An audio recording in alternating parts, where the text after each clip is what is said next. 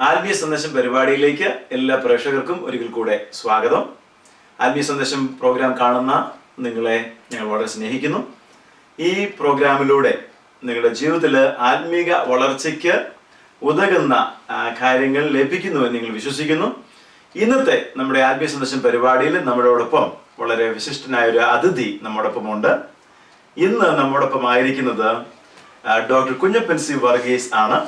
ഇദ്ദേഹം കേരള തിയോളജിക്കൽ സെമിനാരി, കേരളത്തിലെ സെറാംപൂർ അഫിലിയേഷനുള്ള വളരെ ചുരുക്കം സെമിനാരികളിൽ ഒന്നായ കേരള തിയോളജി സെമിനാരിയുടെ സ്ഥാപക പ്രസിഡന്റ് ആണ്. ബഹുമാനപ്പെട്ട സാറിനെ എനിക്ക് വളരെ കാലമായിട്ട് അറിയാം, പരിചയമുണ്ട്. പ്രിയപ്പെട്ട സാറിന്റെ സ്ഥാപനത്തിൽ 2009 ഒരു വർഷം അവിടെ ന്യൂ ടെസ്റ്റ്മെന്റ് പഠിപ്പിക്കുവാൻ കർത്താവ് എനിക്കും ഇടയായിട്ടുണ്ട്. ഇന്നത്തെ ഈ പരിപാടിയിലേക്ക് പ്രിയപ്പെട്ട സാറിനെ സ്വാഗതം ചെയ്യുന്നു. ഇങ്ങനെ ഇവിടെ യുണൈറ്റഡ് സ്റ്റേറ്റ്സിൽ വന്നപ്പോൾ ഞങ്ങളോടൊപ്പം ഇങ്ങനെ സമയം ചെലവഴിപ്പാനായിട്ട് സാറ് തയ്യാറായതിൽ ഞങ്ങൾ വളരെയധികം സന്തോഷിക്കുന്നു. ഈ പരിപാടിയിലൂടെ ഞങ്ങളോട് മനസ്സ് തുറന്ന് സംസാരിക്കുവാനായിട്ടാണ് ഞങ്ങൾ ആഗ്രഹിക്കുന്നത്. സാറിനെ ഒന്ന് പരിചയപ്പെടുത്തുവാൻ, കർത്താവിൻ്റെ വേലയിൽ ദീർഘവർഷങ്ങൾ സുവിശേഷ വേലയോടുള്ള സ്നേഹനിമിത്തം സമർപ്പിച്ച് ഇറങ്ങാനിടയായി തീർന്ന സാഹചര്യവും ആ കാലഘട്ടത്തിലെ പ്രത്യേകതകളും സമർപ്പണവും ഒക്കെ സാർ ഒന്ന് വിവരിക്കാൻ പ്രാരംഭമായിട്ട് ഞങ്ങൾ താല്പര്യപ്പെടും. ദൈവവചനം പറയുന്നത് പോലെ ബാല്യത്തിൽ നുകം ചുമക്കുന്നത് പുരുഷന് നന്ന്, നല്ല യൗവനത്തിൽ സുവിശേഷത്തിനു വേണ്ടിയുള്ള വിളിയും ദർശനവും പ്രാപിച്ചപ്പോൾ അതനുസരിപ്പാൻ കർത്താവ് ഇടയാക്കി. ഇന്ത്യയിലുള്ള പ്രശസ്തമായ സെമിനാരികളിൽ ദൈവവചനം പഠിക്കുവാനും തുടർന്ന് ദൈവവചനം പഠിപ്പിക്കുവാനും കഴിഞ്ഞ 40 വർഷത്തോളമായി കർത്താവ് സഹായിക്കുന്നു. സാർ പഠിച്ച സ്ഥാപനങ്ങൾ എവിടെയൊക്കെയാണ് പഠിച്ചത് ഒന്ന് പറയാമോ? ഞാൻ 78 മുതൽ 82 വരെ 4 വർഷം ചെന്നൈയിലുള്ള ഹിന്ദുസ്ഥാൻ ബൈബിൾ ഇൻസ്റ്റിറ്റ്യൂട്ട് ആൻഡ് കോളേജിൽ എൻ്റെ bachelors programme ചെയ്യുവാനിടയായി.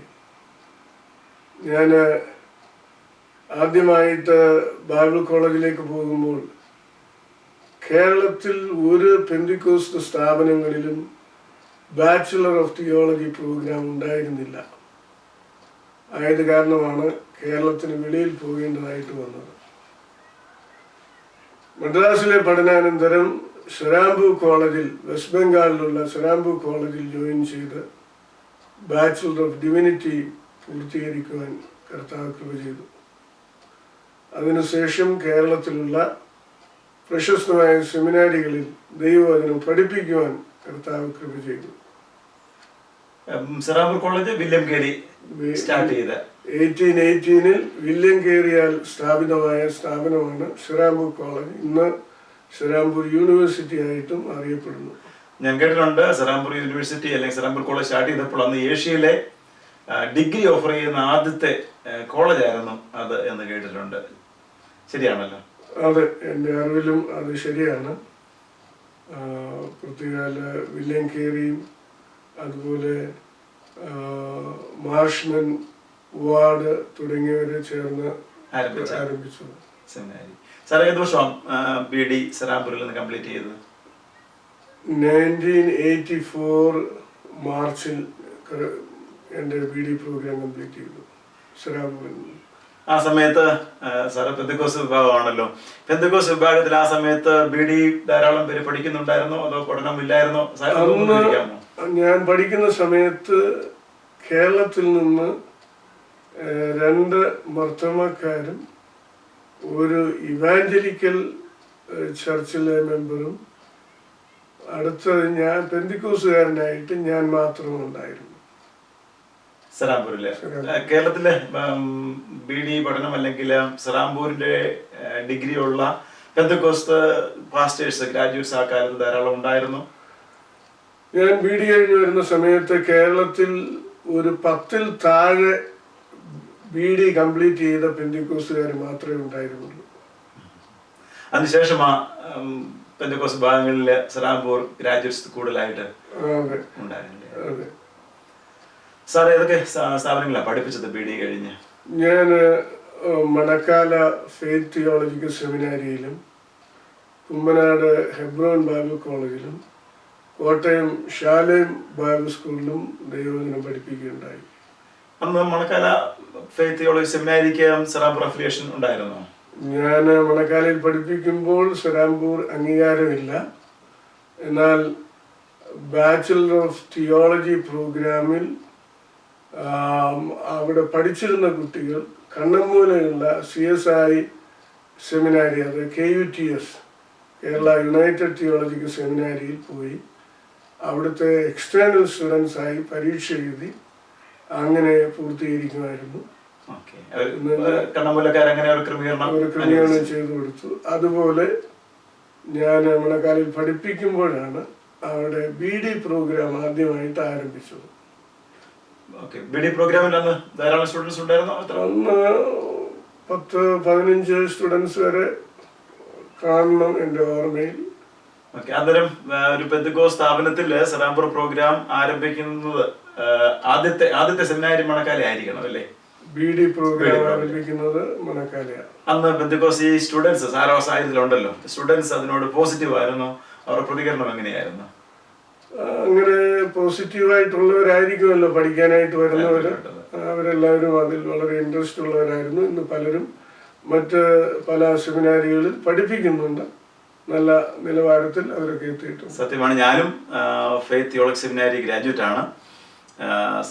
Manakkala faith theology സെമിനാരി ഗ്രാജുവേറ്റ്സ് ഇന്ന് ഒരുമാതിരിപ്പെട്ട എല്ലാ സെമിനാരികളിലും പെന്തക്കോസ്ത് സെമിനാരികളിലെല്ലാം അധ്യാപകരായിട്ട് ഉണ്ട്. അതും ഒരു പ്രത്യേക കാര്യമാണ്. അതിനുശേഷം സാറിന്റെ മുന്നോട്ടുള്ള പഠനങ്ങളെ കുറിച്ചൊന്ന് പറഞ്ഞാട്ടെ. മുന്നോട്ടുള്ള ഡോക്ടറേറ്റ് ഉണ്ട്, ഇവിടെ വന്നിട്ട് മാസ്റ്റേഴ്സ് ഡോക്ടറേറ്റ് പഠിച്ചിട്ടുണ്ട് അല്ലേ? ഞാൻ 87 ആദ്യമായിട്ട് അമേരിക്കയിൽ വരുന്നത്. 87 സെപ്റ്റംബറിൽ പ്രിൻസ്റ്റൺ തിയോളജിക്കൽ സെമിനാരി ന്യൂജേഴ്സിയിൽ ജോയിൻ ചെയ്തു. അവിടെ നിന്ന് സഭാചരിത്രത്തിൽ മാസ്റ്റേഴ്സ് എടുക്കുകയുണ്ടായി.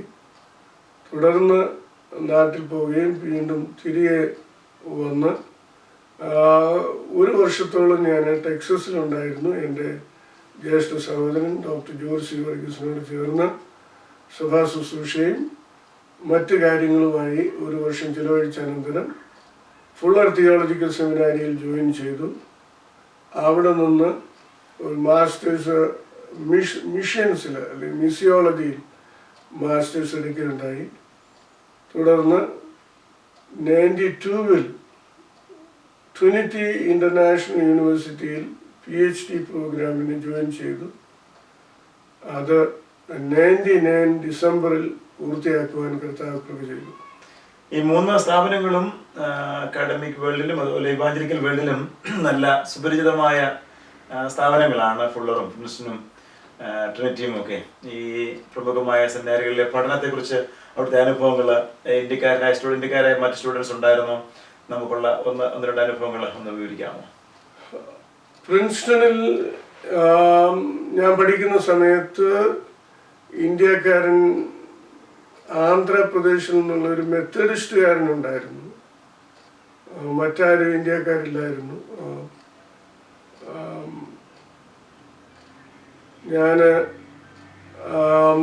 എൻ്റെ അറിവ് ശരിയെങ്കിൽ പ്രിൻസ്റ്റണിൽ പഠിക്കുന്ന ആദ്യത്തെ പെന്തിക്കോസുകാരൻ, ഭാരതത്തിൽ നിന്നുള്ള ആദ്യത്തെ പെന്തിക്കോസുകാരൻ ഞാനായിരിക്കണം. പിന്നീട് ഫുള്ളറില് കുറെ കൂടെ കൂടുതൽ ഇന്ത്യക്കാര് അവിടെ പഠിക്കുന്നുണ്ടായിരുന്നു. പ്രത്യേകിച്ച് മിഷൻസിൽ PhD എടുക്കുവാനായിട്ട് കടന്നു വരുന്ന കുറെ കൂടുതൽ പേര് തമിഴ്നാട്ടിൽ നിന്ന് വരുന്നുണ്ടായിരുന്നു. അങ്ങനെ ഇന്ത്യക്കാര് കുറെ കൂടുതൽ മറ്റുള്ളിടത്തേക്കാൾ, പ്രത്യേകിച്ച് പ്രിൻസിനേക്കാൾ ഫുള്ളറിൽ എനിക്ക് കാണുവാനായിട്ട് സാധിച്ചു. പിന്നീട് ട്രിനിറ്റിയിലെ അനുഭവങ്ങൾ? ട്രിനിറ്റിയിലും ഇന്ത്യക്കാര് പലരുണ്ടായിരുന്നു. അവിടുത്തെ അക്കാഡമിക് നിലവാരം വളരെ ഹാർഡ് വർക്ക് ചെയ്തെങ്കിൽ മാത്രമേ നമുക്ക് അവിടെ ഓരോ വിഷയങ്ങളും പൂർത്തീകരിക്കുവാനായിട്ട് സാധിക്കുമായിരുന്നുള്ളൂ. ലൈബ്രറിയിൽ ധാരാളം സമയം ചിലവഴിക്കേണ്ട ആവശ്യമുണ്ടായിരുന്നു. അതുപോലെ അവിടുത്തെ അവരുടെ ലാംഗ്വേജ് പ്രോഗ്രാമും വളരെ സമയം അതിനുവേണ്ടി ചിലവഴിക്കേണ്ടതായിട്ട് വന്നിട്ടുണ്ട്. അങ്ങനെ വളരെ കഠിനാധ്വാനവും സാക്രിഫിഷ്യലായിട്ടുള്ള പ്രയത്നത്താലുമാണ് അങ്ങനെ ഒരു പ്രോഗ്രാം ഡിസിപ്ലിൻ പൂർത്തീകരിക്കാനായിട്ട് ഇടയായത്. എല്ലാറ്റിലുപരി ദൈവത്തിൻ്റെ കൃപയും കരുണയും മാത്രമാണ്. സമയത്ത് അധികം വർഷങ്ങൾ നഷ്ടപ്പെടാതെ തുടർച്ചയായിട്ട് പഠിക്കുവാനും PhD എടുക്കാനും കർത്താവ് സഹായിച്ചു. PhD പ്രോഗ്രാമിൽ സാറിൻ്റെ ഡിസർട്ടേഷൻ സബ്ജക്റ്റ് എന്തായിരുന്നു? എൻ്റെ ഡിസർട്ടേഷൻ സബ്ജക്റ്റ് ഞാൻ തിരഞ്ഞെടുത്തത് ഇന്ത്യ പെന്തക്കോസ്ത് ദൈവസഭയെ കുറിച്ചും അതുപോലെ പാസ്റ്റർ K.E. എബ്രഹാമിനെ കുറിച്ചുമാണ്. അതിന് കൊടുത്ത ടൈറ്റിൽ ഇങ്ങനെയാണ്: Reformation brings revival, a historical study of K.E. Abraham and his contributions in the founding of the Indian Pentecostal Church of God. ഈ സബ്ജക്റ്റ് എൻ്റെ മെൻറ്റേഴ്സ് ആയിരുന്നത് ഒരാൾ അമേരിക്കയിലെ സദേൺ ബാപ്റ്റിസ്റ്റുകാരനായിരുന്നു, രണ്ടാമത്തെ ക്രിറ്റിക്ക് അദ്ദേഹം മെനോനൈറ്റ് ബ്രദറൻകാരനായിരുന്നു. എന്നിരുന്നാലും അവർ നമ്മുടെ പ്രസ്ഥാനത്തോട് നമ്മുടെ ഉപദേശത്തോടൊന്നും ഒരു നല്ല മനോഭാവമാണ് അവർ കാണിച്ചത്. വളരെ എനിക്ക് എൻകറേജ്മെൻറ്റും പ്രോത്സാഹനവുമായിരുന്നു. അവർക്ക് പല ആശയങ്ങളും വളരെ നല്ലതായിട്ട് തോന്നിയിട്ടുണ്ട്. Pastor എബ്രഹാമിനെ K.E. എബ്രഹാമിനെ കുറിച്ച് പഠനത്തിന്റെ താല്പര്യം, അദ്ദേഹത്തിന്റെ ശുശ്രൂഷകളെ കുറിച്ച് എന്തെങ്കിലും പ്രത്യേകമായ താല്പര്യം ഉണ്ടായിരുന്നത് കൊണ്ടാണ്? ഞാൻ ശ്രീരാംപൂർ കോളേജിൽ പഠിക്കുമ്പോൾ C.B. ഫെർത്ത് എഴുതിയ ഇന്ത്യൻ ചർച്ച് ഹിസ്റ്ററി എന്ന പുസ്തകമാണ് ടെക്സ്റ്റ് ബുക്കായിട്ട് ഉപയോഗിച്ചത്. ആ സമയത്ത് ആ ടെക്സ്റ്റ് ബുക്കിൽ ഇന്ത്യ പെന്തക്കോസ്ത് ദൈവസഭയെക്കുറിച്ചോ അതിൻ്റെ പ്രവർത്തനങ്ങളെക്കുറിച്ചോ പ്രവർത്തകരെക്കുറിച്ചോ യാതൊരു കാര്യവും പറഞ്ഞിരുന്നില്ല. ഇക്കാര്യം ഞാൻ അന്ന് എന്നെ പഠിപ്പിച്ച എൻ്റെ പ്രൊഫസറോട് സംസാരിച്ചപ്പോൾ അദ്ദേഹം പറഞ്ഞു, now it is your responsibility to write the history of the Indian Pentecostal Church of God. അത് എൻ്റെ മനസ്സിലുണ്ടായിരുന്നു. അപ്പോൾ ഒരു ഡിസർട്ടേഷൻ എഴുതേണ്ട ആവശ്യം വന്നപ്പോൾ ഞാൻ ഭാരതത്തിന് വേണ്ടി ഇന്ത്യ പെന്തക്കോസ്ത് ദൈവസഭയ്ക്ക് വേണ്ടി ഒരു കോൺട്രിബ്യൂഷൻ ചെയ്യാൻ എങ്ങനെയാണ് സാധിക്കുന്നത് എന്നതിനെക്കുറിച്ച് വളരെ ശക്തമായി ആലോചിച്ചപ്പോൾ ദൈവം നൽകിയ ദർശനവും അതിനുള്ള ഗൈഡൻസുമാണ് ഈ ഡിസർട്ടേഷൻ്റെ ആരംഭവും അതിൻ്റെ പൂർത്തീകരണവും. അത് നല്ലൊരു സമർപ്പണം അതിനകത്തുണ്ട്. ഞാൻ പലപ്പോഴും ഓർക്കും, ഒരു വിഷയത്തിലൊരു ചോദ്യം ഉണ്ടാകുമ്പോഴാണ് മുൻപോട്ട് അതിനെക്കുറിച്ച് ഗവേഷണം നടത്താൻ ഉള്ള പ്രത്യേക താല്പര്യമുണ്ടാകുന്നത്. അങ്ങനെ ഒരു താല്പര്യപ്പെടുത്തിൽ പ്രത്യേക സന്തോഷമുണ്ട്. എൻ്റെ ഭവനത്തിൽ എൻ്റെ പിതാവ് പാസ്റ്റർ K.E. എബ്രഹാമിൻ്റെ ഒരു ശിഷ്യനായിരുന്നു. അതുകൊണ്ട് എൻ്റെ ഭവനത്തിൽ ബൈബിൾ കഴിഞ്ഞാൽ പിന്നെ ഞങ്ങളുടെ മേശയിൽ എപ്പോഴും ഉണ്ടായിരുന്നൊരു പുസ്തകം കർത്താവിൻ്റെ എളിയ ദാസൻ എന്ന പാസ്റ്റർ K.E. എബ്രഹാമിൻ്റെ ആത്മകഥയായിരുന്നു. ഞാൻ ഇത് പറഞ്ഞതുകൊണ്ട് തീസിനോട് ബന്ധപ്പെട്ട് ഒത്തിരി നല്ല റിസർച്ച് ചെയ്ത് കാണും. അദ്ദേഹത്തിൻ്റെ ജീവിതത്തോടുള്ള ബന്ധത്തിൽ ധാരാളം പഠനം നടത്തി കാണും. Pastor K.E. എബ്രഹാം ആ കാലത്ത് സാധാരണ ശരാശരി ഒരാൾക്ക് ചെയ്യുവാൻ കഴിയാത്ത ഒത്തിരി കാര്യങ്ങൾ ചെയ്തതായിട്ട് കേട്ടിട്ടുണ്ട്. ധാരാളം പുസ്തകങ്ങൾ എഴുതുകയും പ്രവർത്തനങ്ങൾ ചെയ്യുകയും, പ്രത്യേകിച്ച് ഒരു പ്രസംഗകനായിരുന്നു. മുന്നേ സാറിൻ്റെ പ്രസംഗം കേൾക്കാൻ ധാരാളം പേര് ഓടിക്കൊള്ളുമായിരുന്നു എന്നിങ്ങനെ കേട്ടിട്ടുണ്ട്. അപ്പം സാറ് പ്രത്യേകമായി കണ്ടെത്തിയ എന്തെങ്കിലും അദ്ദേഹത്തിൻ്റെതായ ശുശ്രൂഷ മേഖലയിലുള്ള ഇന്നത്തെ ജനത്തിന് പ്രയോജനപ്പെടുന്ന, അന്നത്തെ യുവാക്കൾക്ക് അനുഗമിക്കുവാൻ ഫോളോ ചെയ്യാൻ പറ്റിയ എന്തെങ്കിലും ഒന്ന് രണ്ട് കാര്യങ്ങൾ പാസ്റ്റർ എബ്രഹാമിൻ്റെ ജീവിതത്തിൽ നിന്നും സാറിൻ്റെ ശ്രദ്ധയിൽപ്പെട്ട കാര്യമെന്ന് വിവരിക്കാം. Pastor K.E. എബ്രഹാം വളരെ സമർപ്പണമുള്ള ഒരു വ്യക്തിയായിരുന്നു. അദ്ദേഹത്തിന് ആഴമായ ദർശനമുണ്ടായിരുന്നു. അതുപോലെ അദ്ദേഹം ഇറങ്ങിത്തിരിച്ചതിൽ നിന്ന് ഒരിക്കലും ഒരു പടി പോലും പുറകോട്ട് പോയിട്ടില്ല. എപ്പോഴും മുൻപോട്ട് പോകാനുള്ള ഒരു മനോഭാവം കാണിച്ചിട്ടുണ്ട്. അദ്ദേഹം എപ്പോഴും പ്രത്യേകിച്ച് പൊതുവേദികളിലെല്ലാം വളരെ പ്രതിപക്ഷ ബഹുമാനത്തോടുകൂടെ അദ്ദേഹം ഇടപെട്ടിട്ടുണ്ട്. ഇവൻ വളരെ സൈമൺ സാറുമായിട്ടൊക്കെ വളരെ ആർഗ്യുമെൻ്റൊക്കെ ഉണ്ടായിട്ടുണ്ടെങ്കിൽ പോലും പല സന്ദർഭങ്ങളിലും അദ്ദേഹം നേരിട്ട് പോയി ഒരു റെക്കൺസിലിയേഷന് വേണ്ടിയുള്ള ശ്രമം നടത്തിയിട്ടുണ്ട്. അദ്ദേഹം നാട്ടിൽ വെച്ചും അമേരിക്കയിൽ വന്നപ്പോഴും ബില്ലി ഗ്രഹാമിനെ പോയി കാണാൻ അദ്ദേഹം ഉത്സാഹിച്ചിട്ടുണ്ട്. അപ്പോൾ അങ്ങനെ എല്ലാവരോടും വളരെ ബഹുമാന പുരസ്സരം ഇടപെട്ടിട്ടുള്ള പാസ്റ്റർ കെ. എബ്രഹാം അന്നത്തെ കാലത്ത് ദൈവം ഉപയോഗിച്ച ഒരു മനുഷ്യൻ. എന്ന് പറഞ്ഞാല് ഉപദേശങ്ങളിൽ കർക്കശം, എന്നാൽ ബന്ധങ്ങളിൽ ആർദ്രത, രണ്ടും അദ്ദേഹത്തിന് ഉണ്ടായിരുന്നു. ഒരു വശത്തോട് പറഞ്ഞാൽ അന്ന് പെന്തക്കോസ്തുകാർ വളരെ ചുരുക്കം, ആരംഭകാലത്ത് ഇല്ല. ആ സമയത്ത് അങ്ങനെ ഒരു സമീപനവും അങ്ങനെ ഒരു നിശ്ചയദാർഢ്യവും ഉണ്ടായിരുന്നത് ഒരു വലിയ കാര്യമായിട്ട്, വലിയൊരു ദർശനമായിട്ട് നമുക്ക് കാണാം. പക്ഷേ സാറിന്റെ ഡിസർട്ടേഷൻ പിന്നീട് പുസ്തകമായി പബ്ലിഷ് അവൈലബിൾ ആണ്, ലഭ്യമാണ്. മലയാളത്തിൽ ഉണ്ടോ? ഇംഗ്ലീഷിൽ മാത്രമേ ഇപ്പോഴുള്ളൂ. പുസ്തകത്തിന് റൈറ്റേഴ്സ് ഫോറം അവാർഡ് ലഭിച്ചിട്ടുണ്ട്. Congratulation sir. മലയാളത്തിലാക്കാൻ അത് ശ്രമം നടത്തുന്നുണ്ടോ? ദൈവം അനുവദിച്ചാൽ ചെയ്യുന്നതായിരിക്കും. ഇപ്പോൾ ഇന്ത്യ പെന്തക്കോസ്ത് ദൈവസഭയെ കുറിച്ചുള്ള ഒരു സ്കോളർലി ബുക്ക് ഉണ്ടെങ്കിൽ അത് ഈ ഒരു പുസ്തകമാണ്. ഇനി വേറൊന്നും ഉണ്ടാകത്തില്ലെന്ന് പറയുന്നില്ല, എന്നാൽ ഇപ്പോഴുള്ളത്. അങ്ങനെയെങ്കിൽ അത് മലയാളത്തിൽ, കാരണം ഇന്ത്യ പെന്തക്കോസ്ത് ദൈവസഭ എന്ന് പറഞ്ഞെങ്കിലും മലയാളികളിലാണല്ലോ അതിന് കൂടുതൽ പരപ്പുള്ളത്. അത് മലയാളത്തിലാക്കണം എന്നാണ് ഞങ്ങളുടെ ഒരു അഭിപ്രായം. അത് സ്റ്റുഡൻസിന്, പ്രത്യേകിച്ചും കേരളത്തിൽ ധാരാളം മലയാളം മീഡിയം ബൈബിൾ സ്കൂളുകളും ഉള്ളത് കൊണ്ട് അത് മലയാളത്തിലാക്കിയാൽ ഉപകാരമായിരിക്കും. മുൻപോട്ട് പോകട്ടെ. സാറ് കേരള തിയോളജി സെമിനാരി ആരംഭിച്ചു. ചുരുക്കം കാലങ്ങൾ കൊണ്ട് തന്നെ അതിനെ അക്കാഡമിക്കായിട്ട് ഉയർത്തുവാനും സലാംപൂർ അഫിലിയേഷൻ ലഭിക്കാനും ഒക്കെ ഇടയായി തീർന്നു. ആ സെമിനാരി തുടങ്ങാനുള്ള ദർശനം, താല്പര്യം, അതിന്റെ പ്രാരംഭ ചിന്തകൾ, ആ സന്ദർഭത്തെക്കുറിച്ചും സാർ. അമേരിക്കയിൽ ഞാൻ വന്നെങ്കിലും എനിക്കിവിടെ സ്ഥിരമായി താമസിച്ച് ജോലി ചെയ്ത് പോകാമായിരുന്നെങ്കിലും എൻ്റെ ദർശനം അതായിരുന്നില്ല.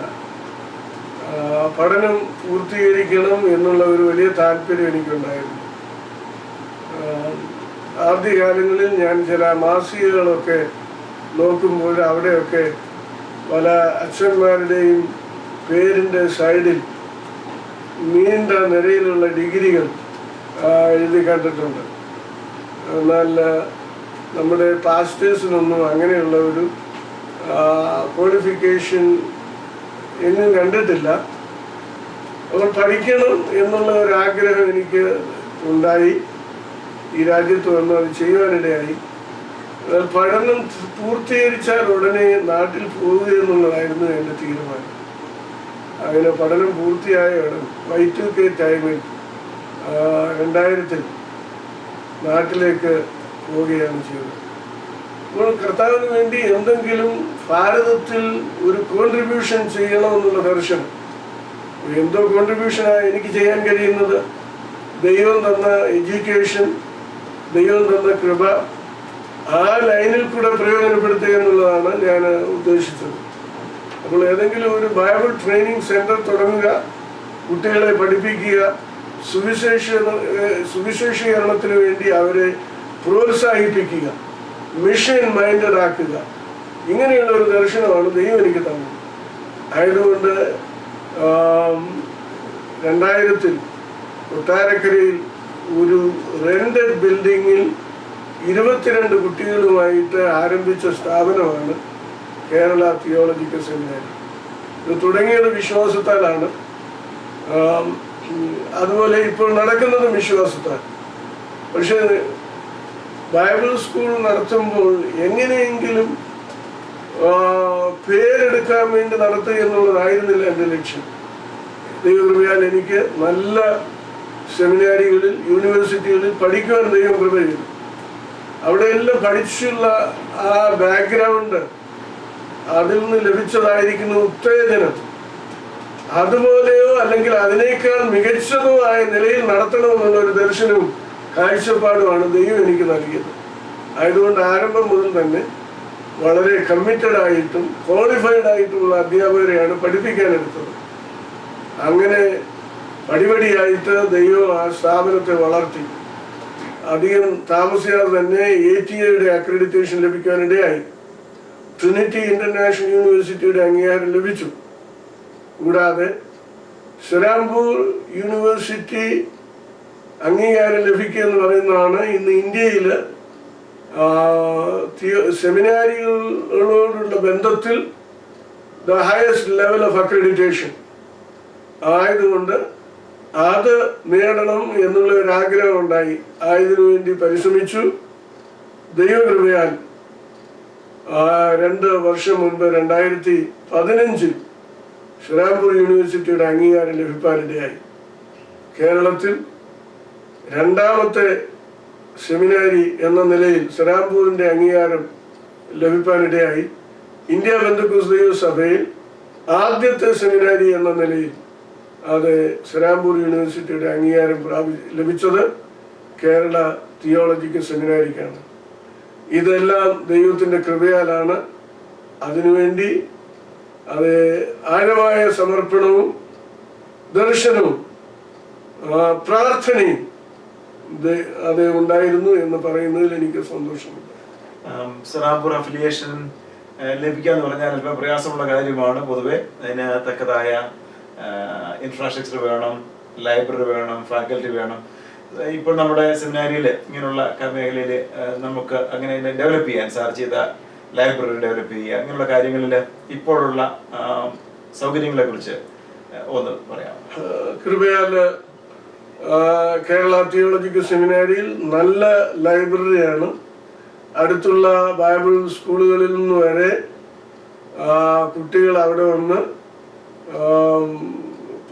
ലൈബ്രറി ഉപയോഗിക്കുന്നുണ്ട്. മറ്റ് സെമിനാരികൾ ഒരുപക്ഷെ ഇല്ലാത്ത നിലയിലുള്ള വളരെ ക്വാളിറ്റിയുള്ള നല്ല പുസ്തകങ്ങളുടെ ഒരു ശേഖരം കേരള തിയോളജിക്കൽ സെമിനാരിയിലുണ്ട്. എണ്ണത്തിൽ വർധനയേക്കാൾ ക്വാണ്ടിറ്റിയേക്കാൾ ക്വാളിറ്റിക്ക് പ്രാധാന്യം കൊടുക്കുകയും അങ്ങനെ നല്ല നിലവാരമുള്ള പുസ്തകങ്ങളാണ് ആരംഭം മുതൽ തന്നെ കളക്ട് ചെയ്തതും ലൈബ്രറിയിൽ ശേഖരിച്ചതും. അതിനുവേണ്ടി അവിടെ നല്ല ലൈബ്രറിയനും പ്രവർത്തിക്കുന്നുണ്ട്.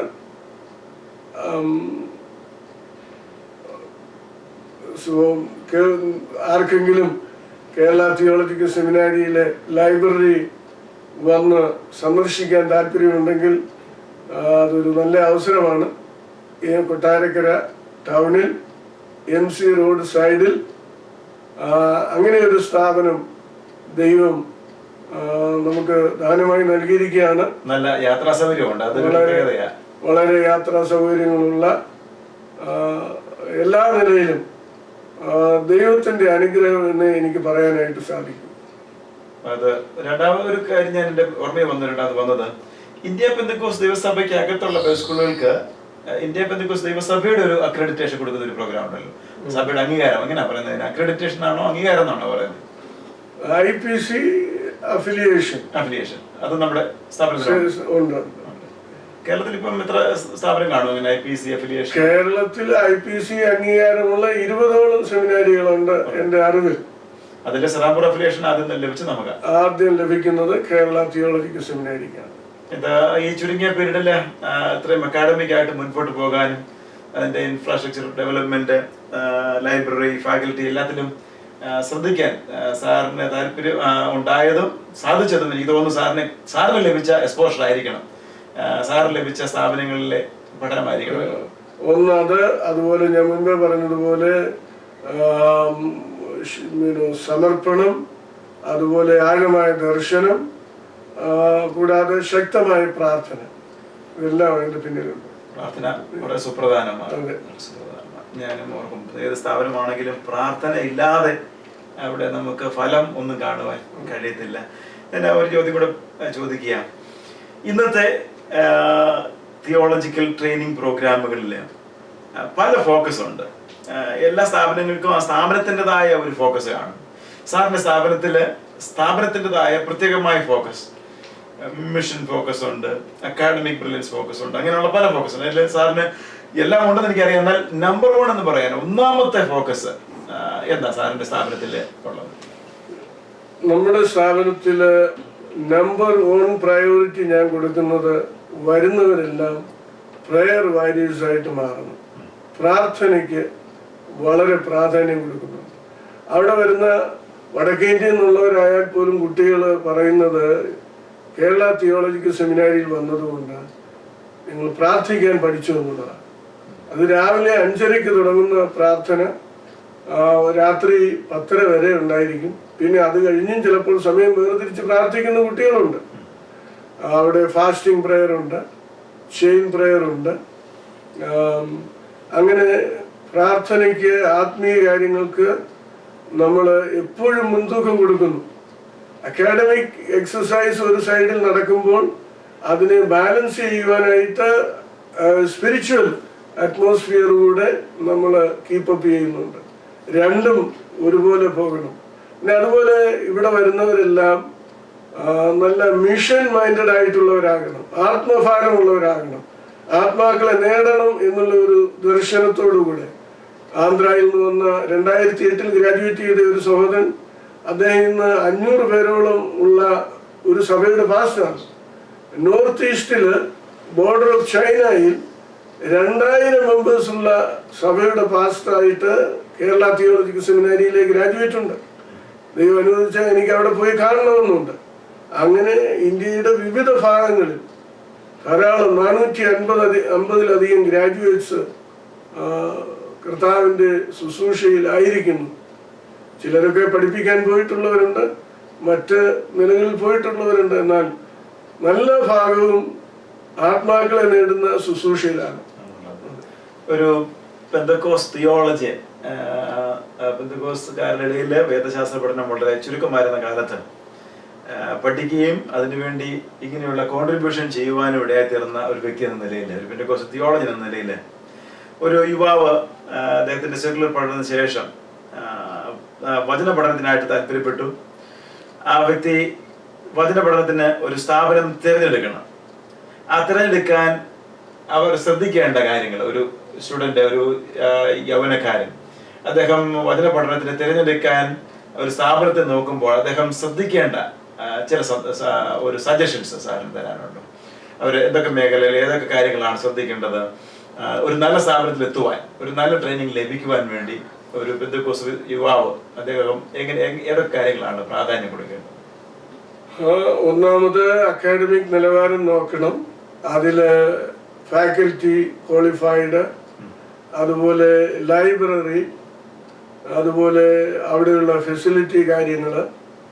എന്നാൽ അത് അക്കാഡമിക് ഒരു വശത്ത് നടക്കുമ്പോൾ തന്നെ ആത്മീയ കാര്യങ്ങളിലും സെമിനാരി മുന്നിട്ട് നിൽക്കുന്നു എന്നുള്ളത് കൂടെ ശ്രദ്ധിക്കണം.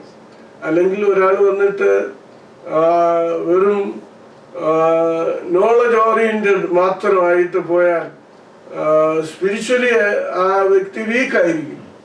അക്കാഡമിക്കലി ചിലപ്പോൾ നല്ല നിലയിൽ പോകാൻ പറ്റിയെന്ന് വരും.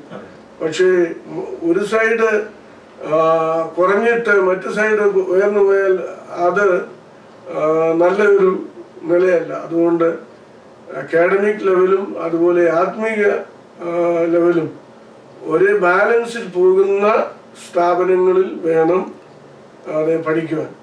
അല്ലെങ്കിൽ ഒരു പക്ഷേ ഒരു സ്ഥാപനത്തിൽ അതിനുള്ള അവസരം ഇല്ല എങ്കിൽ സ്വയമേ സ്പിരിച്വൽ അറ്റ്മോസ്ഫിയർ കീപ്പപ്പ് ചെയ്യാനുള്ള കമ്മിറ്റ്മെന്റ്, സമർപ്പണം അതുള്ള ആളായിരിക്കണം, ഉണ്ടായിരിക്കണം. അത് വളരെ സുപ്രധാനമാണ്. കാരണം ഇത് പഠിച്ചിട്ട് അത് പഠിപ്പിക്കുവാനല്ല, അത് പ്രായോഗികമാക്കുവാനാണല്ലോ അവരെ സെമിനാരികളിലേക്ക് ഇൻവൈറ്റ് ചെയ്യുന്നത്. ഇപ്പോഴത്തെ ഞാൻ ഒടുവിലായിട്ടൊരു ചോദ്യം കൂടി ചോദിച്ച് ഞാൻ നമ്മുടെ ഇന്നത്തെ ഈ ഷോർട്ട് ടോക്ക് അവസാനിപ്പിക്കാൻ താല്പര്യപ്പെടുകയാണ്. ഇന്നത്തെ വേദശാസ്ത്ര പഠന മേഖലകളിൽ ഒത്തിരി നല്ല കാര്യങ്ങളുണ്ട്, അതോടൊപ്പം തന്നെ ചില ചലഞ്ചസ്, വെല്ലുവിളികളുണ്ട്, പല വെല്ലുവിളികളുണ്ട്. ഒരു സെമിനാരിയുടെ സ്ഥാപക പ്രസിഡന്റ് തിയോളജിക്കൽ എഡ്യൂക്കേഷനെ കുറിച്ച് വളരെ കൂലങ്കഷമായിട്ട് ചിന്തിക്കുകയും അതിന് വേണ്ടതായ നിർദ്ദേശങ്ങൾ നൽകുകയും ചെയ്യുന്ന ഒരു വ്യക്തി എന്ന നിലയിൽ വേദശാസ്ത്ര പഠന മേഖലയിലും അതുപോലെ തന്നെ ശുശ്രൂഷ മേഖലയിലും അഭിമുഖീകരിക്കുന്ന പ്രശ്നങ്ങളോട് അല്ലെങ്കിൽ പ്രതിസന്ധികളോട് ഇന്നത്തെ സാഹചര്യത്തിൽ 21ാം നൂറ്റാണ്ടിൽ പ്രത്യേകിച്ചും നമ്മുടെ ഭാരതം എന്നൊരു പ്രത്യേക കാലഘട്ടത്തിലായിരിക്കുന്നത്. ഇതിനകത്ത് വെല്ലുവിളികൾ, അതിനെ എങ്ങനെ നമുക്ക് തരണം ചെയ്യാം, അതിനുള്ള ബന്ധത്തിൽ സാറിന്റെ മനസ്സിൽ വരുന്ന ചില സന്ദേശങ്ങൾ, ചില സജഷൻസ് ദൈവജനവുമായിട്ട് ഒന്ന് പങ്കുവെക്കാമോ? കാരണം നമ്മൾ ഇതിനെക്കുറിച്ച് കൺസേണ്ട, കാലഘട്ടം മാറുന്നു, വെല്ലുവിളികൾ ഉണ്ടാകുന്നു. എങ്ങനെ ഇങ്ങനെയുള്ള കാര്യങ്ങളോട് നമുക്ക് ജയകരമായിട്ട് മുൻപോട്ട് പോകുവാൻ, അല്ലെങ്കിൽ സാറ് പറഞ്ഞു അവിടെ ട്രെയിനിങ് കൊടുക്കുന്നത് അവർ ആത്മാക്കളെ നേടുന്നവരാകണം.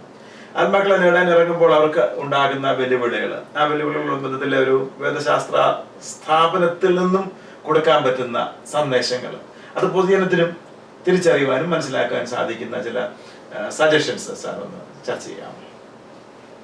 നമ്മള് മിഷൻ ഫീൽഡിൽ പോകുമ്പോൾ നമ്മൾ തന്നെയല്ല പോകുന്നത്. കർത്താവ് പറഞ്ഞു, ഞാനോ ലോക അവസാനത്തോളം എല്ലാ നാളും നിങ്ങളോട് കൂടെയുണ്ട്.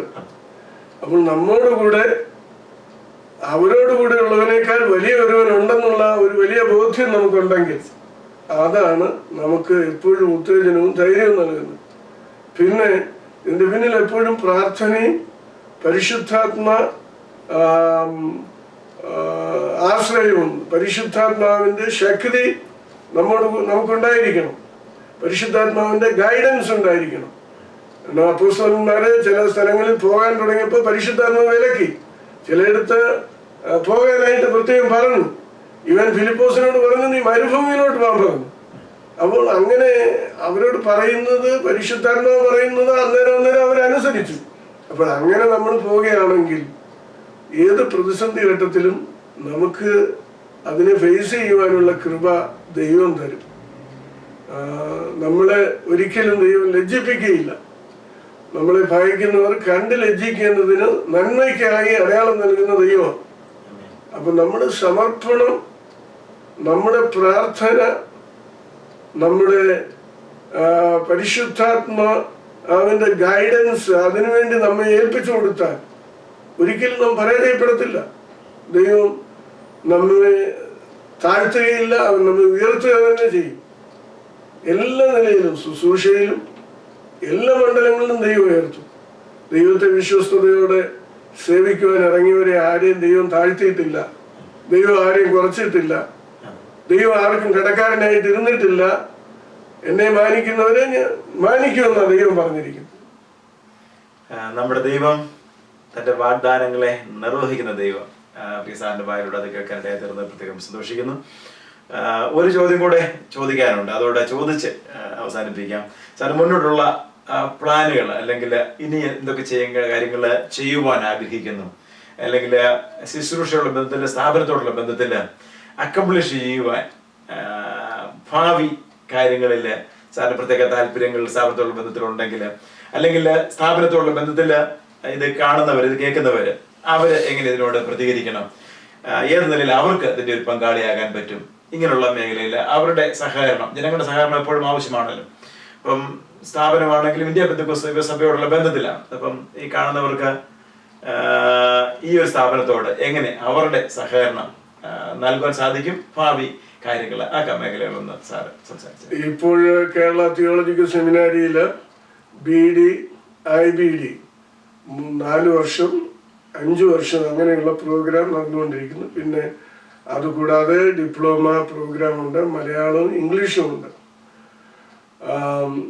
ഇനി ഭാവിയിൽ ദൈവം അനുവദിച്ചാൽ MTH അതുപോലെ ഡോക്ടറേറ്റ് പ്രോഗ്രാമൊക്കെ കൊണ്ടുവരണം, നടത്തണം എന്നുള്ള ആഗ്രഹമുണ്ട്.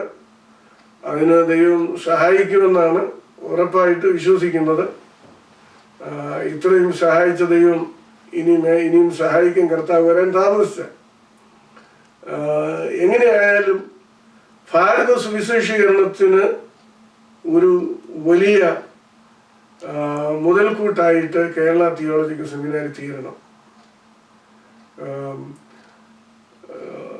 ഇന്ത്യയെ പിടിച്ചു കുലുക്കുവാൻ, അല്ലെങ്കിൽ അതിന് തക്കതായ ഒരു ആത്മീക ഉണർവ് ഇന്ത്യയിൽ ദൈവം അയക്കുന്നതിന് കേരള തിയോളജിക്കൽ സെമിനാരിയെ ദൈവം ഉപയോഗിക്കട്ടെ എന്ന് പ്രാർത്ഥിക്കുകയാണ്.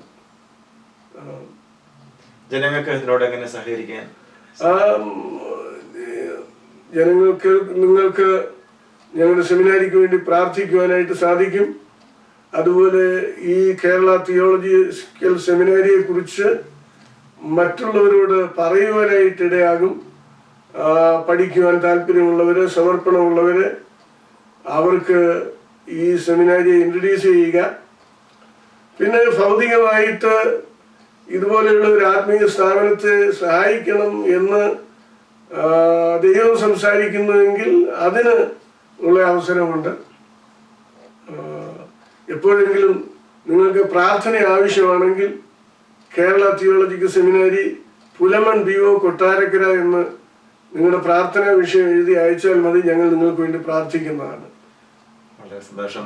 ഈ ആത്മീയ സന്ദേശം പരിപാടിയിൽ ഇന്ന് ബഹുമാനപ്പെട്ട ഡോക്ടർ കുഞ്ഞപ്പൻ C. വർഗീസ് സാറിനെ ലഭിച്ചതിൽ ഞാൻ വളരെയധികം സന്തോഷിക്കുന്നു. ഞങ്ങളോടൊപ്പം ഇങ്ങനെ സമയം ചിലവിട്ടതിൽ ഞങ്ങൾ നന്ദി പറയുന്നു. അതോടൊപ്പം ഈ ചുരുങ്ങിയ കാലത്തിനുള്ളിൽ വളരെ അനുഗ്രഹിക്കപ്പെട്ട നല്ല ഒരു സ്ഥാപനം തെക്കൻ കേരളത്തിൽ കെട്ടിപ്പണിയുവാൻ ദൈവം ഉപയോഗിക്കുന്ന അതിശ്രേഷ്ഠനായ ഒരു ദേവദാസനാണ്. അതോടൊപ്പം തന്നെ ഇന്ത്യ പെന്തക്കോസ്ത് ദൈവസഭയുടെ ഒരു സെന്ററിന്റെ ചുമതലയും അതിന്റെ നേതൃത്വവും അനുഗ്രഹിക്കപ്പെട്ട നിലയിൽ നൽകുന്നു. ഇങ്ങനെ കർത്താവിന്റെ വേളയിൽ ദൈവത്താൽ വിളിക്കപ്പെട്ട് തിരഞ്ഞെടുക്കപ്പെട്ട് ദൈവം പ്രത്യേകമായി പഠിക്കുവാനും ഒക്കെ സാഹചര്യങ്ങൾ നൽകി കർത്താവ് ഉപയോഗിക്കുന്ന ദേവദാസനെ ഓർത്ത് നമുക്ക് പ്രാർത്ഥിക്കുവാൻ കടപ്പാടുണ്ട്. ദേവദാസൻ നടത്തുന്ന സ്ഥാപനത്തെ ഓർത്ത് പ്രാർത്ഥിക്കാൻ നമുക്ക് കടപ്പാടുണ്ട്. ദൈവജനം ഈ കാര്യങ്ങളിൽ ഉത്സുകരും പ്രാർത്ഥിക്കുന്നവരുമായിരിക്കണമെന്ന് ആത്മീയ സന്ദേശം നിങ്ങളോട് ശുപാർശ ചെയ്യുന്നു. കർത്താവ് വിവിധ കാലയളവിൽ ഓരോരുത്തരെ എഴുന്നേൽപ്പിച്ച് ദൈവത്തിന്റെ ശുശ്രൂഷ ചെയ്യുന്നു. അങ്ങനെ ഈ കാലത്ത് കർത്താവിനോട് നിലനിൽപ്പാൻ, അതിനുള്ളതായ ത്യാഗം സഹിക്കുവാൻ താല്പര്യമെടുത്ത് സ്ഥാപനങ്ങൾ പണിതെടുക്കുന്ന ദൈവദാസനെ ഓർത്ത് ദൈവത്തെ നമുക്ക് സ്തുതിക്കാം. കർത്താവ് അനുഗ്രഹിക്കട്ടെ എന്ന് പ്രാർത്ഥിക്കുന്നു. ഈ സന്ദേശം കേൾക്കുന്ന നിങ്ങളെല്ലാവരെയും കർത്താവ് ധാരാളമായി അനുഗ്രഹിക്കട്ടെ. കർത്താവിന്റെ വാഗ്ദാനങ്ങൾ ഇടയ്ക്ക് പ്രിയപ്പെട്ട സാർ ഓർപ്പിച്ചതുപോലെ ദൈവം നമ്മോട് കൂടെയുണ്ട്. യേശു കർത്താവ് പറഞ്ഞു, ഞാൻ ലോകാവസാനത്തോളം എല്ലാ നാളും നിങ്ങളോട് കൂടെയുണ്ട്. നമ്മോട് കൂടെ കർത്താവ് ഉള്ളത് കൊണ്ടാണ് കർത്താവിന്റെ കൃപയാല് ഇങ്ങനെയുള്ള കാര്യങ്ങൾ കർത്താവിന്റെ ദാസന്മാർക്ക് ചെയ്തെടുക്കുവാൻ കഴിയുന്നത്. നിങ്ങളെ ഈ കർത്താവ് കൂടെ ഇരുന്ന് അനുഗ്രഹിക്കട്ടെ എന്ന് ഞങ്ങളും പ്രാർത്ഥിക്കുന്നു. സ്വർഗ്ഗത്തിലെ ദൈവത്തിന്റെ കൃപ നിങ്ങളോട് കൂടെ ഇരിക്കുമാറാകട്ടെ. ഇങ്ങനെ ഒരു അവസരം ഒരുക്കി തന്ന കർത്താവിന്റെ ശ്രേഷ്ഠദാസൻ പാസ്റ്റർ ജോൺസൺ ജോർജ് സാറിനോടുള്ള പ്രത്യേകമായ നന്ദി ഞാൻ അറിയിക്കുന്നു. ധാരാളമായിട്ട് അനുഗ്രഹിക്കുന്നു. കർത്താവിന്റെ കൃപ നിങ്ങളോട് കൂടെ ഇരിക്കുമാറാകട്ടെ. ദൈവം അനുഗ്രഹിക്കട്ടെ.